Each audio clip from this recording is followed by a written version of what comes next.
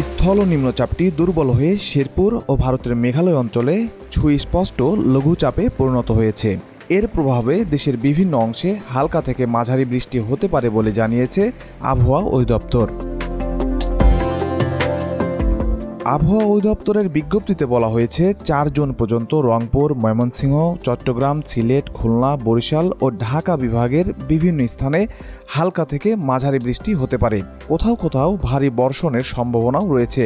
এছাড়া ঢাকা ও চট্টগ্রাম মহানগরের কিছু এলাকায় সাময়িক জলবদ্ধতাও সৃষ্টি হতে পারে বলে সতর্কতা জারি করা হয়েছে।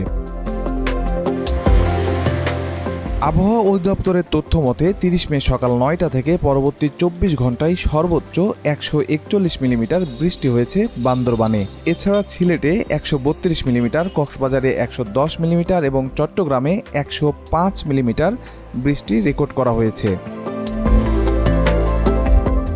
২৪ ঘন্টায় ৪৪ থেকে ৮৮ মিলিমিটার বৃষ্টিকে ভারী বৃষ্টিপাত এবং ৮৮ মিলিমিটারের বেশি বৃষ্টিকে অতি ভারী বৃষ্টিপাত হিসেবে বিবেচনা করা হয়। আবহাওয়া অফিস বলছে, দুর্বল নিম্নচাপটি দেশের বিভিন্ন অঞ্চল অতিক্রম করার সময় ব্যাপক বৃষ্টিপাত হয়েছে, ফলে বিভিন্ন এলাকায় জলাবদ্ধতা দেখা দিয়েছে।